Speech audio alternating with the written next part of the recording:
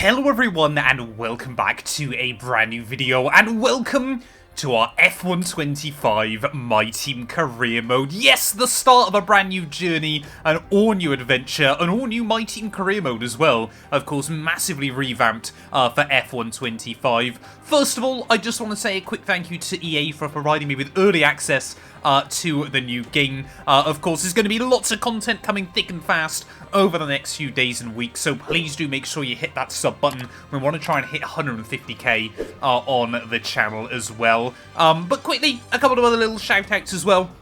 Number one, if you want to watch a standard driver career mode on this game as well, there'll be a link to my second channel, Matt212 Gameplay, where I'm going to be posting up videos, hopefully pretty much daily as well, of doing kind of a more traditional F1 career mode. Also, if you're interested, if you need some setups for F125 as well, I'm also going to be doing a setup series over on Matt212 Racing as well. So again, there'll be links to that down in the description below. All of those videos are going to be coming out pretty much daily. With a bit of luck, we've got a lot planned with this game to hopefully try and help you guys out as well.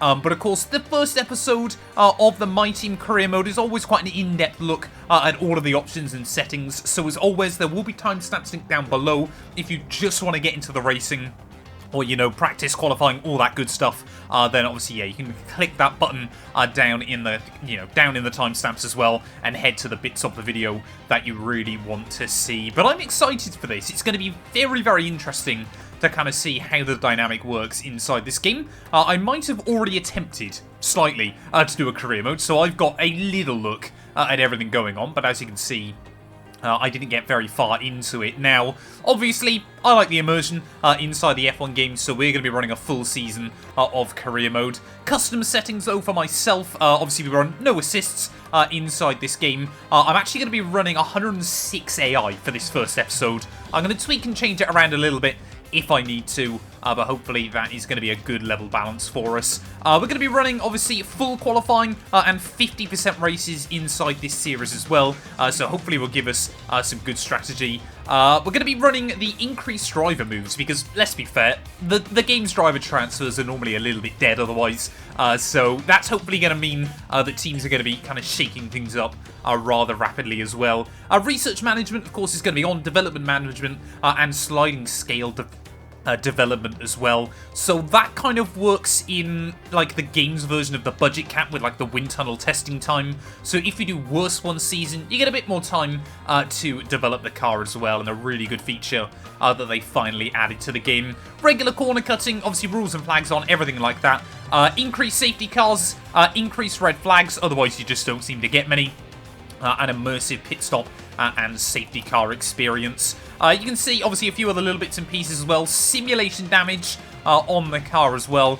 So that's going to be really, really interesting to kind of see how we get on. And, of course, simulation car damage rate will allow us to get mechanical failures inside the game as well. And, obviously, just a few other little bits and pieces as well that make no difference. But anyway, let's start the career mode then. Hopefully, it's going to be a good one. I've got loads planned. I really want to try and do a lot with this game. And, you know, the mainline career mode on the channel is probably going to be like 6 or 7 seasons. But also, you know, nice to have 212 Motorsport back on the main channel as well. Now, one of the other big things inside the game, of course, is the ability to have, obviously, the official drivers, all of the driver icons, or you can choose which icons you want inside the game. So I don't like having them enabled. Something just doesn't quite sit right with me, you know, being able to race Ayrton Senna and Michael Schumacher inside the game. But you can see there, obviously, all of the drivers that are listed. I think, actually, I might allow the F3 drivers in, because that could be quite cool to kind of see a little bit further down the line. But I'll be honest, yeah, I don't need to see Brad Pitt racing behind the wheel of a Formula 1 car as well there. So I'm going to allow Callum Voisin, Matthias Zagazzetta, Nicolas Solov, Tim Tramnitz into the game. I don't want any of the esports drivers in either. So sorry, Jarno, you're not going to make the cut inside this series as well. But there we go, we're all locked in. We've obviously got to do obviously all of like the setup as well with the team. We're going to skip the tutorials though. I kind of know roughly what I'm doing and can talk you guys through all of that as well. But as we head then to our all-new team headquarters, lots and lots of customizable options this year, of course, especially with the new livery editor as well. So, of course, I need to confirm all of my details. Grab my keyboard quickly. Obviously, all of this fairly standard stuff, I guess. So maybe I'll come join you guys, obviously, in a minute. When shall I be a bold man? I mean, he just looks like Franz Tost, doesn't he? The old V-Carb leader, or AlphaTauri, Toro Rosso, whatever you want to call it. He's, I think, arguably the most miserable man in the world. So I'm going to go with him, actually. I think we're going to become Franz Tost inside this game. There you go. And clearly he's already had enough and just walked off. But getting our first look then inside the team, we've got the option to choose our own professional background. So each of these kind of gives you different development perks. So first one then is a people manager. Every organisation is made up of people, and managing people has been your speciality ever since you started climbing the ladder. You know what the team is only as good as the people in it, and are committed to empowering and developing your staff to allow them to reach their full potential. Your skills in this area will allow you to motivate your workforce to complete facility improvements quicker. The head engineer, again, you know, it's kind of the similar vibes, but in this one, your expertise in this area will allow you to earn more resource points, and then last but not least, your judicious accounting allows you to earn more cash per week. I think I'm going to go with head engineer. I think R&D is going to be really, really important. But one of the other rules I always do in these games is I make my life living hell throughout the first couple of seasons. I run everything with like no development, no upgrades, no cash, anything like that. Because, you know, we really want kind of the started from the bottom kind of experience inside the game. Of course, we got all the other standard stuff. 212 Motorsports, like I said, back on the main channel for the first time in a couple of years, of course. We did still run it on F1 24, but obviously not in the full capacity on the main channel as well there. So we'll try and go with a nice, bright orange with the team as well. Just go, I reckon we'll go with that. Obviously, I'm not the greatest logo designer in the world, so we'll go with orange, white, and black as well as the team colours. Now, team badge then, we can obviously pick a few different bits and pieces. You can see all of these fairly standard to what we've been used to in previous year games. And then the emblem on top of that as well. I normally just run a T, because, again, that kind of thing I'm really not too bothered about. Team colour as well, we'll obviously keep that as it is. So happy with that. And I think we're ready then to take a look over at corporate. Now, of course, this is probably going to be one of the biggest things, one of the biggest decisions you make inside F1 25, because obviously with the new kind of loyalty scheme inside the game, picking a long-term sponsor early on is going to be really, really important. So we've got 3 to choose from: Xenon, Formig, and Seren.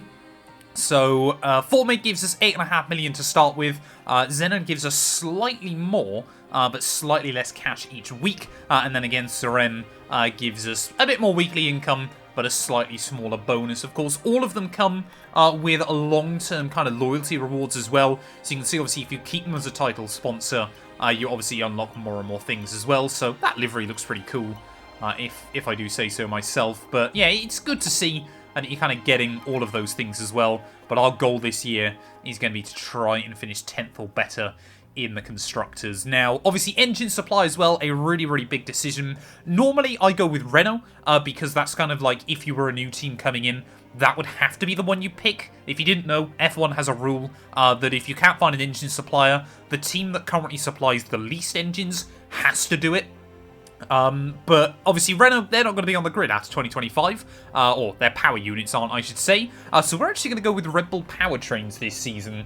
Not as strong as the Mercedes or the Ferrari, but a little bit cheaper, and hopefully will kind of still provide us with some good results. And then, of course, we get in to picking our drivers. We've obviously got the option of the F3 drivers there, but I probably want an F2 driver. Enzo Fittipaldi I've had a few instances with in the past.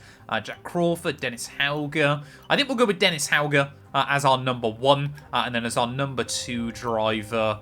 It's a real shame because I really like Leo Fornaroli, but unfortunately he's not inside the game. Tim Tramnitz, I guess, is a decent driver, but I think it's not. The F2 drivers, I actually quite like Enzo Fittipaldi, but unfortunately I've sacked him before inside these games, so I don't want to repeat of that. I think we're going to go with Callum Voisin, ready for the new season. And there we go. Everything all picked. Everything ready to go then. We've got a fair amount of cash still in the bank. So I guess we're going to confirm that, lock it in, and then, of course, the race gear as well. You can see you get the options of obviously mixing some stuff up. The first time around I did this, I actually just picked like the Golf livery. So I'm going to stick with that one as well, because it looks pretty cool inside the game. And we'll go, we'll run all kind of Golf colours on the car, because nothing beats a Golf livery in the world of Formula 1. But there we go. Everything all set up, ready to go. I believe we've got an interview with Natalie Pinkham to head to.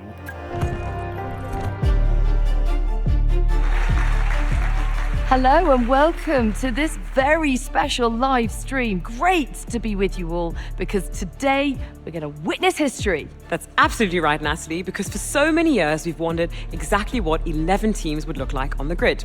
Guess what? Today is the day we find out. And we are here at the team's state-of-the-art HQ. We'll be seeing their brand new car very soon, but behind every team, behind every car, there's one person central to it all. Yes, and they've been described as somewhat of an engineering genius, coming up with all the ideas to push the car and the sport to its limits.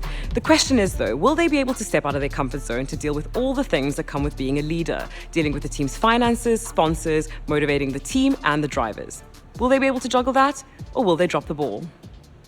And we'll be seeing more behind the scenes as the season progresses. But of course, it is all about what happens on track. So, without further ado, let's see the fruits of their labour, the brand new 2025 car.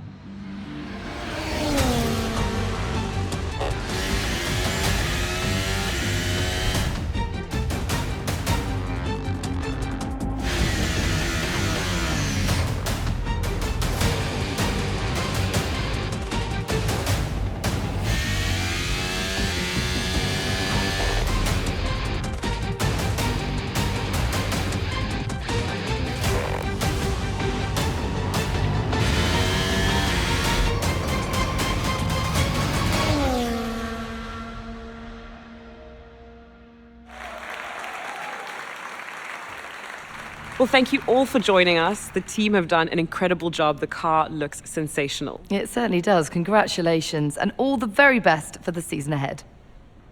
Well, here we are then, back at base, ready for the all-new adventure, of course. I mean, it is just funny, isn't it, just watching that bald man stood there.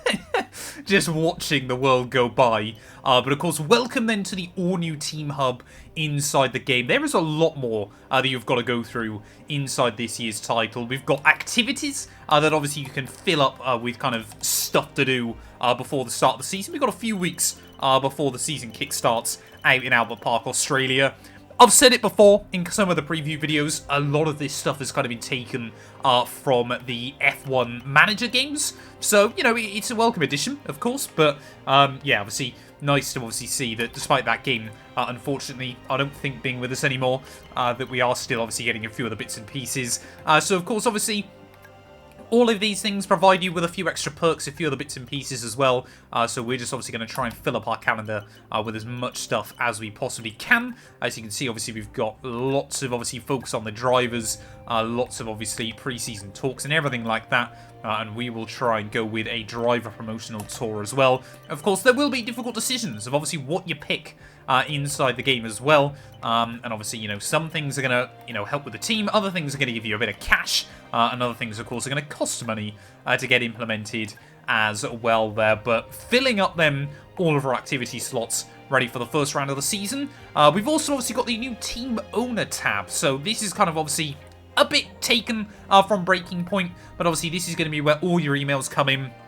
So as you can see, the IT department have emailed me. I shouldn't be showing that on screen. It's got my password, so please nobody hack me before this first round. We've also got our new Mattis Hartman, who is our car development engineer, I believe.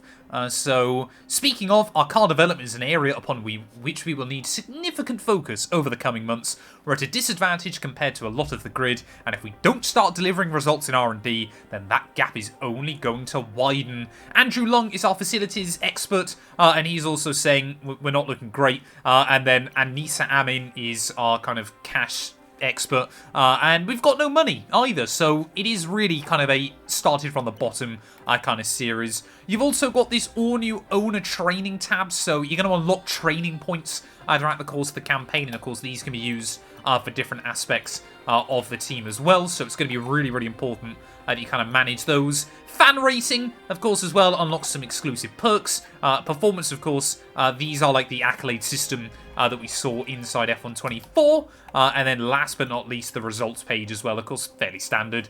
So we all know what's going on there as we head into the new season as well.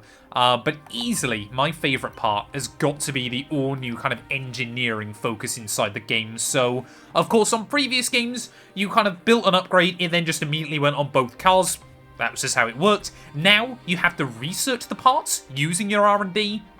Then you've got to build them, and then you've got to select which car they go on as well there. So we're going to start researching certain parts for the car as well. So we're going to do a aerodynamic upgrade, and then we're also going to do a plank upgrade as well. So very, very important. But then once they're done, they will head over to development, and that's obviously when you can start picking which car they go on and everything else. So it is going to be really important. I'm probably just going to drive as one driver throughout most of the season, but then I might give the other driver a few extra upgrades earlier on to try and help them out as well. As you can see, obviously, you've got component management, which is just, you know, your standard engines, everything like that. And then progress history as well kind of gives you the current R&D.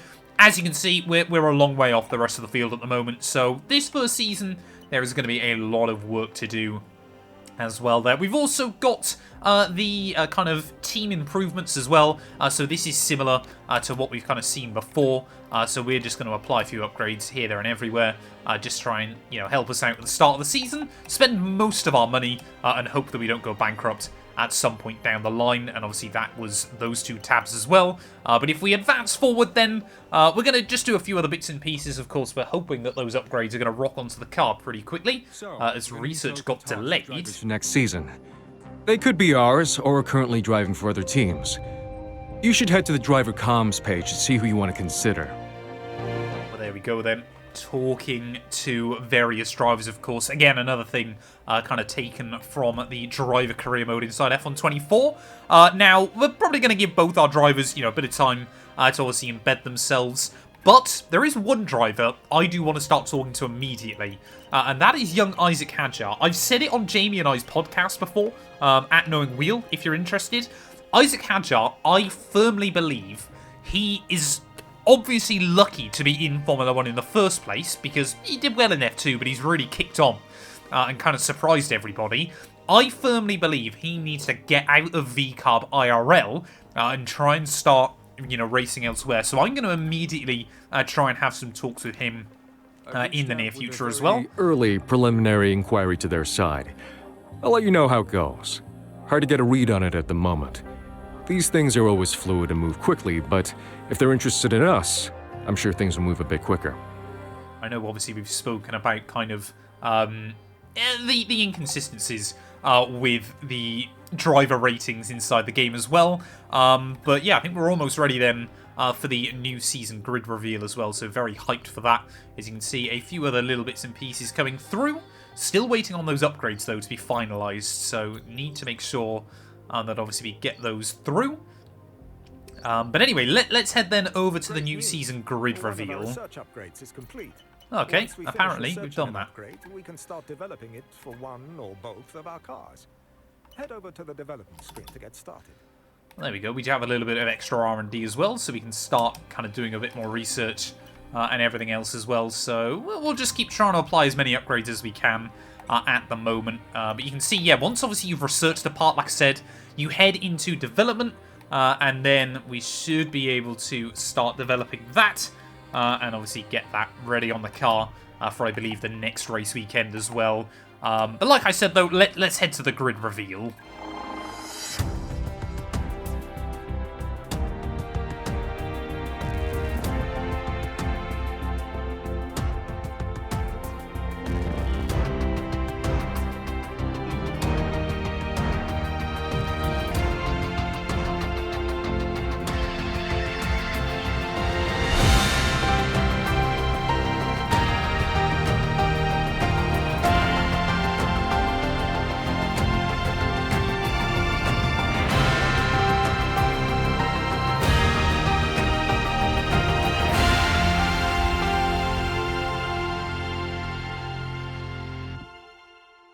Well, I've got to be honest, that's a little bit of a disappointment in comparison to last year's grid reveal. That felt kind of a lot more hyped than it does inside F125, but, you know, it's not the biggest thing in the world either there. But I'm just going to do a last few bits behind the scenes, and I think I'll join you guys ready out in Albert Park, Australia.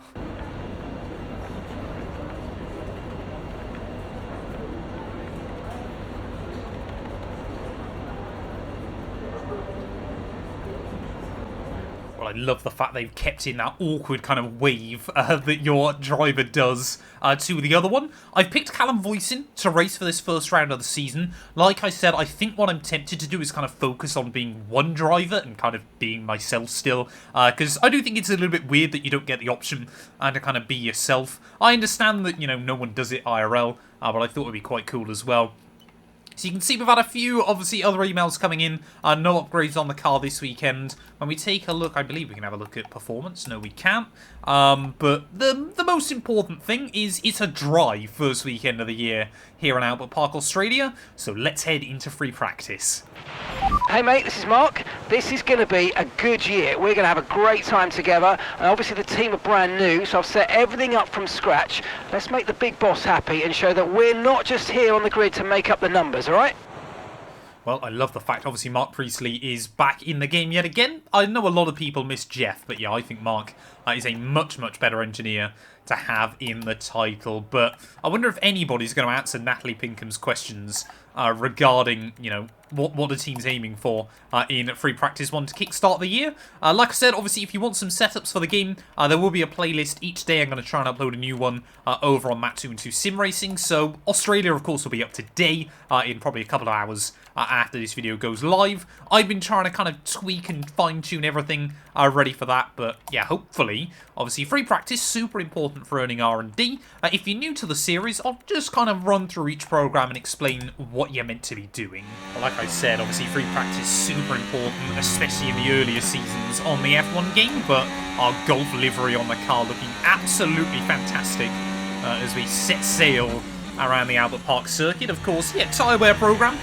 It doesn't look like they've changed any of them for F1 25, so this is all about obviously making sure you're under the delta time for the team, but being smooth with the car, not locking up the brakes, not, you know, running too deep into the corners, a bit like I did just there, and obviously not trying to really throw the car through the apexes as well too aggressively.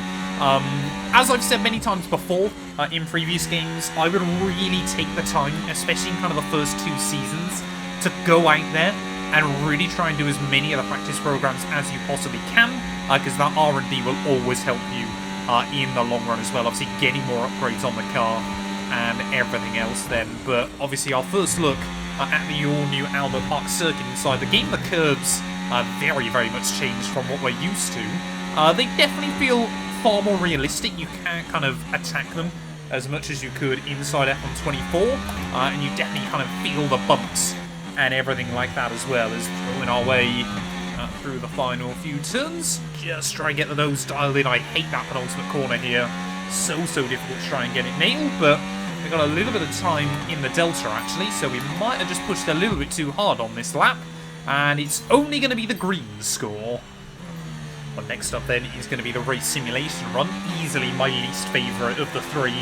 Obviously this is the only one I believe you get every single weekend inside the game, but again the goal pretty simple. You've just got to try and complete 3 laps in a row under the delta time. Of course, just to kind of allow you to get into more of a rhythm, ready for the racing. There's, I think, 7 different practice programs inside the game. I don't tend to show too much free practice in the videos because ultimately it gets quite repetitive quite quickly. But like I said, it's super important.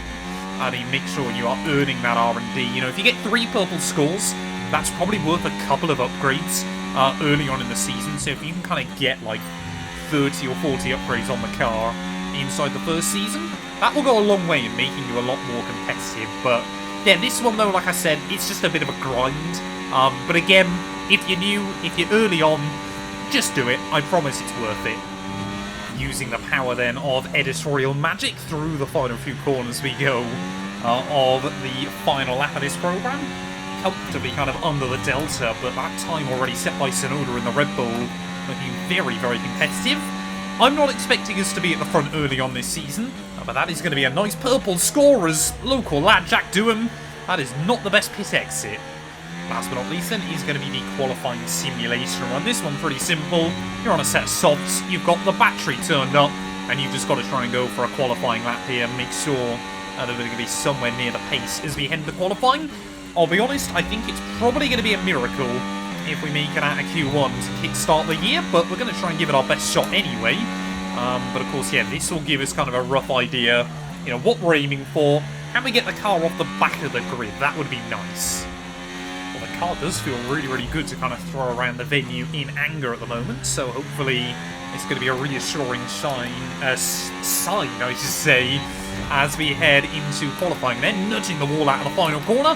Can't say I'm not pushing it, but another purple score then.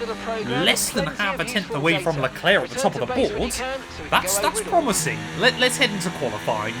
We're heading out then onto the circuit for our very first qualifying run behind the wheel of our new M212 GP-01. Yes, it's a Formula 1 car. It's got to have a complicated name to kickstart the season, but like I said, if we can make Q2, I think that'll be quite a miracle, to be honest. First and foremost, I just want to make sure that we out-qualify our teammate Dennis Hauger. The AI are normally pretty good at qualifying around Albert Park, but of course that was before the circuit has obviously been completely remodelled for F1 25. Of course, most of the series I did by the end of F1 24 were using one-shot quali, so it's a bit weird coming back in, and obviously knowing we have chances to improve as well. It's quite a nice feeling. But of course, yeah, I'm sure later on down the game as well, our one-shot quali might return. I just find it provides a little bit more kind of a mix-up on the grid. It doesn't allow drivers to kind of make mistakes on their runs, and it has kind of changed up the order on quite a few occasions as well then. But as we fly down this back straight that isn't really a straight, just over 200 miles an hour before we flick it through that 910 complex. Again, trying to use the battery on corner exit. I would highly recommend doing so on most of the kind of traction zones around this circuit. Got to be really, really careful using that curve on the exit. You can hear the rev spike as the car tries to find grip, but braking down in towards that penultimate corner. As always, struggling with a little bit of understeer there. So difficult to try and get the front end tipped in. We definitely haven't used all the battery on this lap, so as we make our run towards the line, a 19.0 though puts us P14. Well, unsurprisingly though, as we head back out for our final run here in Q1, a lot of AI have improved, so yeah, we are now back in the drop zone. Of course, unlike real-life Formula 1, it's the bottom 6 cars getting knocked out in Q1, rather than the bottom 5, of course, where there are 2 extra cars on the grid. So at the moment, we need to find a good kind of 2-3 tenths on this second run. They're all taking a lot of curb through that first corner. Luckily, we'll get away with that one to kickstart the season, but yeah, we do really need to find a good time here. Annoyingly, Alonso let me by, and I think he's practically just going to try and push us around the venue as well. They're sort of struggling a little bit to get the nose tip through, but we do actually find a bit more time through those first couple of corners there. 2 tenths up by the time we head out onto the back straight. Oh, a lot of grass on the inside there. Don't want to do that too many times. And again, we kind of get the hook up from the car as well. Everybody else will be on their final runs here trying to improve. So very, very important. I'm just hoping Alonso, as he's got that slipstream, that he can't get a run on me anywhere to really try and upset us as out of the chicane we go. They're losing a little bit of time that time round. Clock now are back to hit 0, so this has got to be the run. This has got to be the improvement. Oh, a little bit deep there. The braking on this game a lot less forgiving than what we've seen in the past. As Charles Leclerc, 17.4 to put himself fastest at the moment.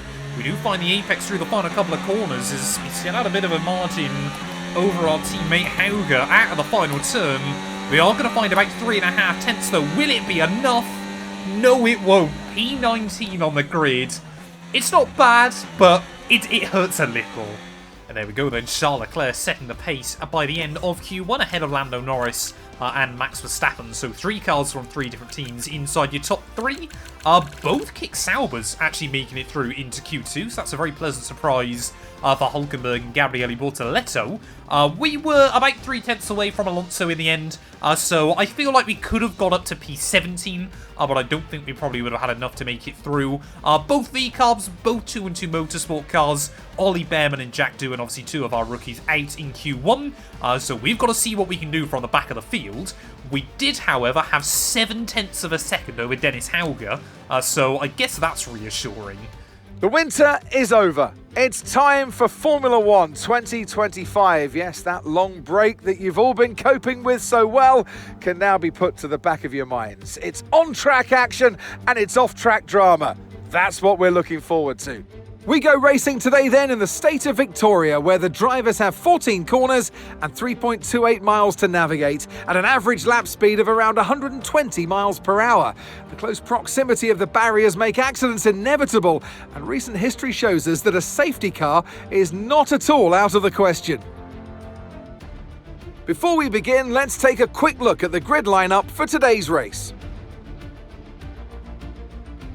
World champion Max Verstappen starts from pole position, and Lando Norris lines up alongside. As we continue through the rest of the grid today, we have Piastri, Hamilton, Charles Leclerc and Tsunoda, Russell, Sainz, Fernando Alonso and Pierre Gasly, Antonelli, Albon, Esteban Ocon and Hulkenberg, Stroll, Bortoletto, Ollie Behrman and Jack Doohan, Voisin, Lawson, Hadja and Dennis Hauger rounds off the grid.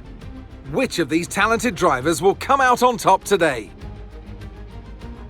I know what we've got to do before the start of today's race, but what about our driver? What do the final hours look like for them?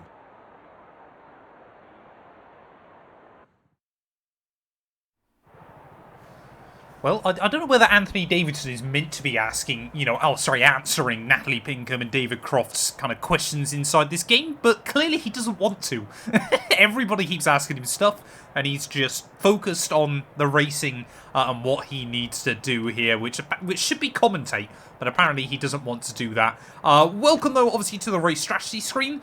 Most races on F1 25, I assume, are going to be one-stops, so medium to hard is going to be the way to go. I must admit, it's very, very cool, I think, for Australia to be the first race back on the calendar. I'm going to run a little bit of extra fuel in the car for this first race, just because I don't know kind of how economical it's going to be, but if we get a safety car or a red flag or anything like that, it is going to be very, very interesting then. But I think we're ready for the first time on F1 25 for the opening Grand Prix. It is 5 red lights here at Albert Park.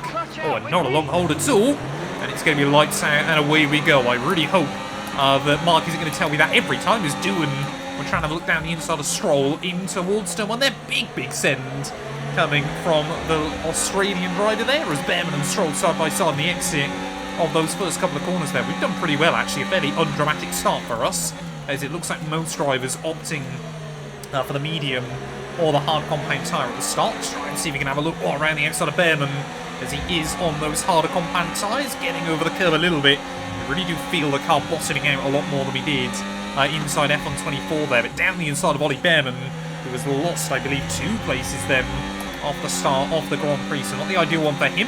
That Stroll down a place, Jack Doohan up a couple of places as well, and we have gained 1 also. But if you've watched Albert Park in any of our previous series, you'll know this place is very much about the slipstream. Of course, it is going to be interesting to see whether the DRS trains are any better than they were inside F1 24.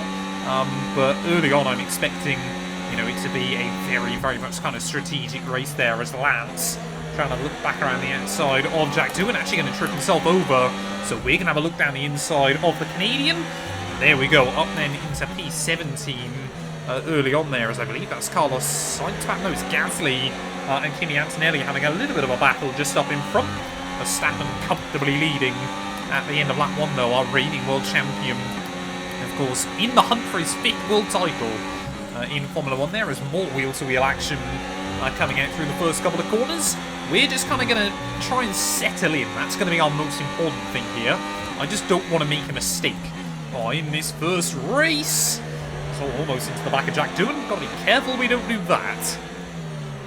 Well, one thing I'm definitely noticing early on here is the DRS doesn't feel as powerful as it did inside F1 24. Maybe it's just because I'm kind of stuck in a bit of a DRS strain here, and maybe lacking a bit of straight line performance, but obviously Jack Doohan got that Renault E-Tech power unit in the back of that car, so, you know, you'd expect if we're going to be able to get speed on anybody, it would probably be the Alpine. Obviously, when we use a little bit of battery, though, we can start to close in on him just a little bit more, but of course, yeah, with the weakest car on the grid, you know, we are just probably looking to survive in this opening race of the campaign. I mean, it would be the most Mat 2 and 2 thing in the world, wouldn't it? Would be to get a mechanical failure here. We're getting a really nice run, actually, out of the chicane into the outside of Jack Doohan. Make sure we give him some room into the corner. Try not to put myself over the curbing, though, all too much, as it will compromise our run on the exit. And there we go, then. Still making moves early on. We are getting closer and closer to that top 10. Yeah, Bortoletto, though, again, obviously one of our other rookies that has really hit the ground running to kickstart the year. I am still looking to obviously make a few tweaks and changes. One of the first one, I need to remember to put the full track map back on. So Bortoletto, just a little bit of a wobble out of turn 1, and that's bound to happen for the rookies. Oh, this is getting really frantic between everybody there. It looks like Antonelli has broken free again. Gasly now might have actually lost the DRS in all of that battling there as well. To the inside of Bortoletto, we sense an opportunity, and we've absolutely sent it on one of our fellow rookies. Oh, he's going to try and keep the nose down the inside there. So we'll try and really squeeze into the apex through that final corner, but up then into P15. Got to be very, very careful I don't lose the DRS to Ocon though. Just up in front of me. Have we done so? Not quite yet. Fantastic. Like I said, DRS is probably going to be everything here. That and battery management. So, a little bit of a lock-up again in towards turn 3. It is so important if you outbrake yourself, you don't panic. Otherwise, you're going to be going just straight on into a gravel trap, most likely. Oh, there we go. Getting ready to Bortoletto as well, then into the pit lane. So maybe Sauber trying to do a 2-stop in this race. George Russell and Charles Leclerc have also come in, though. So we are nearly now into the points here, and maybe we're going to have a battle with a Ferrari on our hands pretty soon.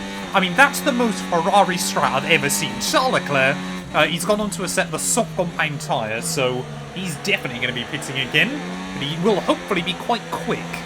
Well, I don't believe we've had it so far in this Grand Prix, but I think we're going to be overtaken for the first time inside our F1 25 career mode. I've got no real interest in defending from Charles, so we're just not in our race at the moment, and we'll take him for a little bit of slipstream and DRS as well.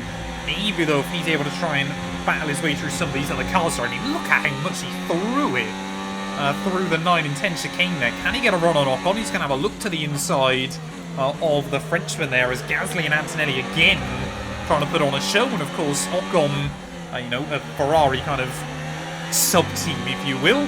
Again, I don't think... What, he's going to fight him too hard? That's not what I wanted to do, though. Just a little bit of a moment there. We'll try and get back on the road. Maybe a little bit dangerously in front of Isaac Hadjar, but completely lock the rears as Hadjar will try and look down the inside. That is an annoying mistake.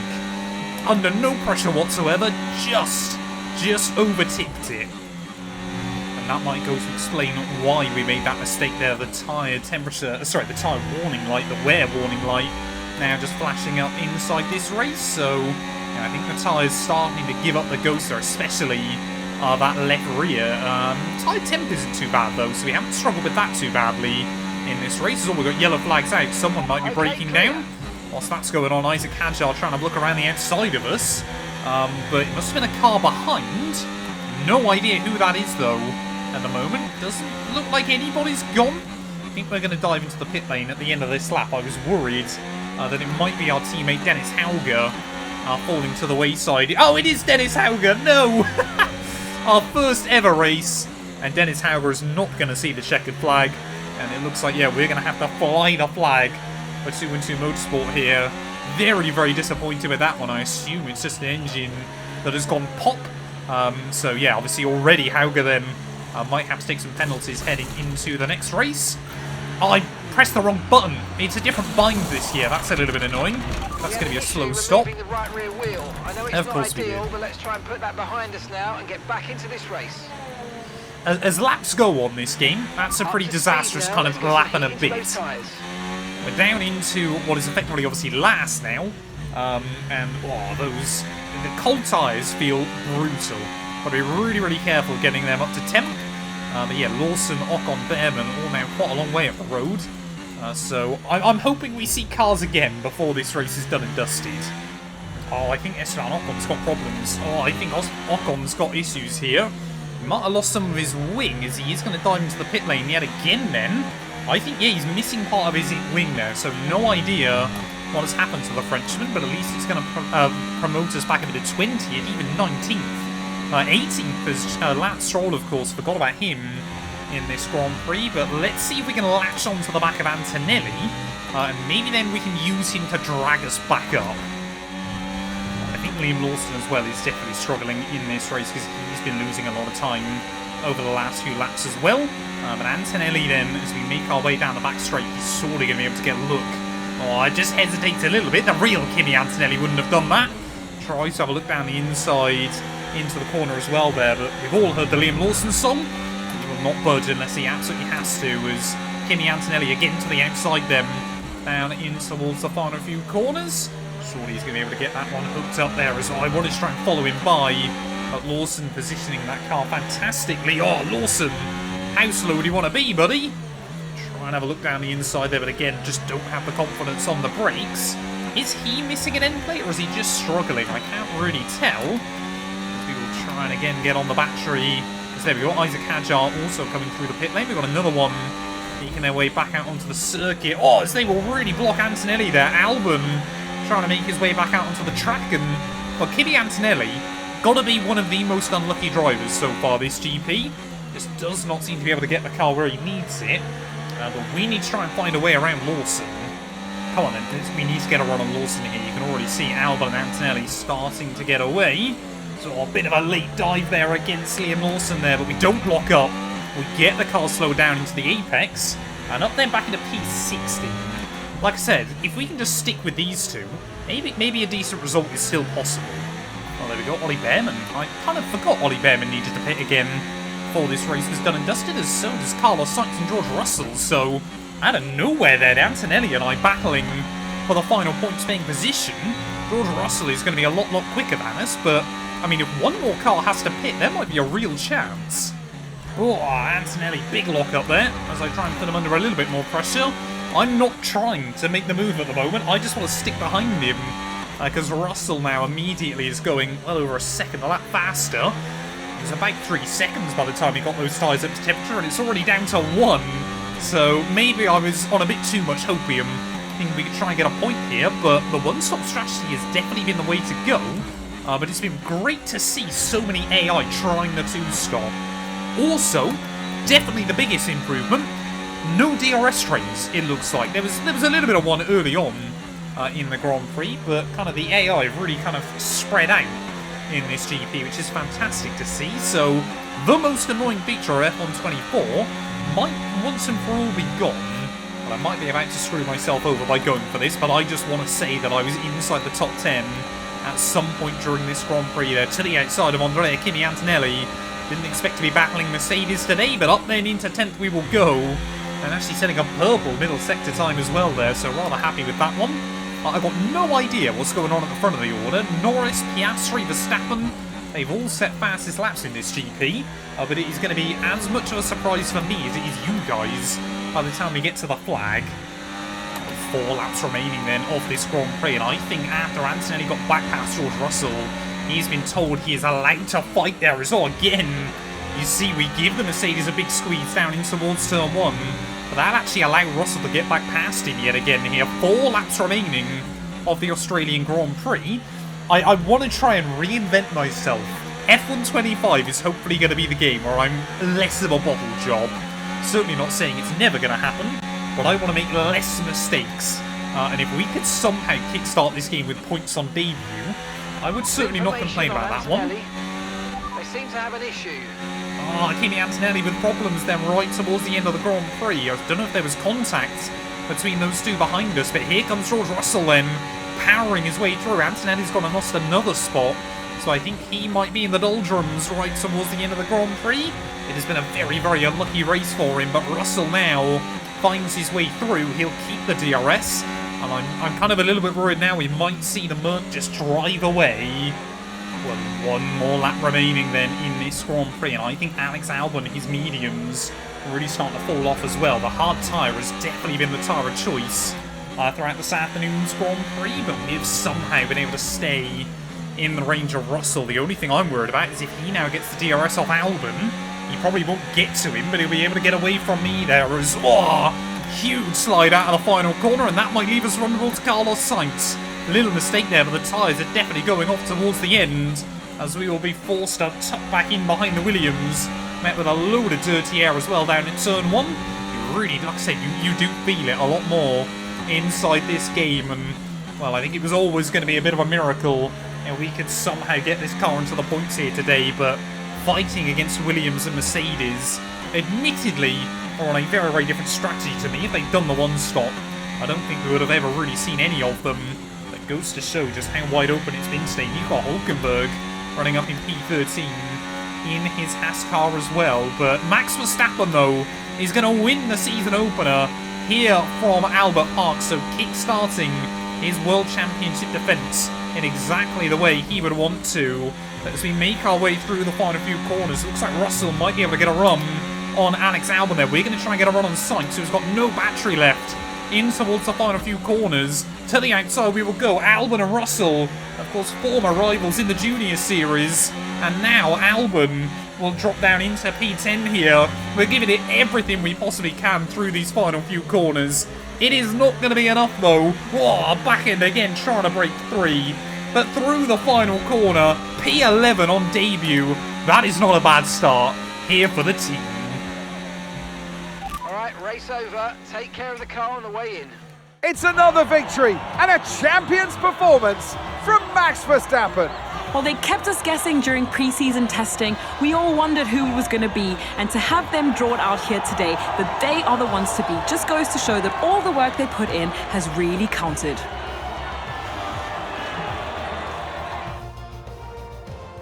The drivers are en route to the podium as we speak. What a fantastic win for the Red Bull team. They've performed exceptionally today, keeping us firmly on the edge of our seats throughout the entirety of the race. Congratulations to everybody at the team.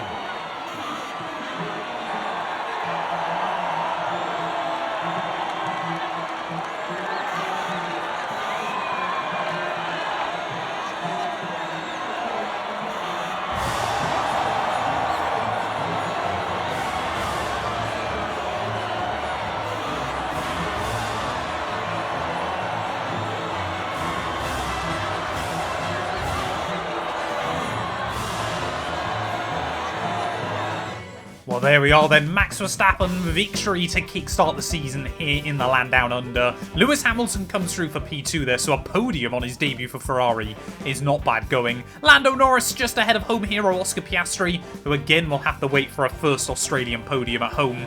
Yuki Tsunoda, Charles Leclerc, Alonso, Gasly, Russell and Albon will round out your top 10 there. P11 for us. Definitely the one-stop was the way to go.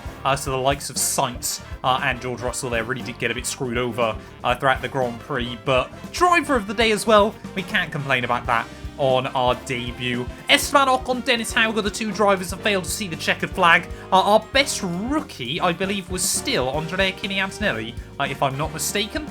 Yeah, of course, none of our rookies taking points in this season opener. I guess, obviously, myself would have been the best ranked rookie from this opening round there. World Championship, of course, drivers table exactly the same as your race results. Constructors wise, the Red Bull with an 8-point buffer ahead of McLaren, who are 1 point ahead of Ferrari there. 17 scoring points to kickstart the year, so very good job by them. But we are already up in 8th place after that opening race as well there. But yeah, for those of you interested as well, I'm going to upload the full race here, obviously, with the commentary through the parts that I've commentated on. But if you want to go back and obviously watch the entirety of the action here from Albert Park, there'll be a link to that down in the description below thank you all so much for watching. Get yourselves subscribed. There's going to be another episode of this series coming out this evening. Click the join button as well. You get early access. So that'll mean 4 videos from this career mode today. But yeah, that's going to do us for this one though. And we'll be back very soon. Ready, I believe, of course, out in Shanghai. The first sprint of the all-new season.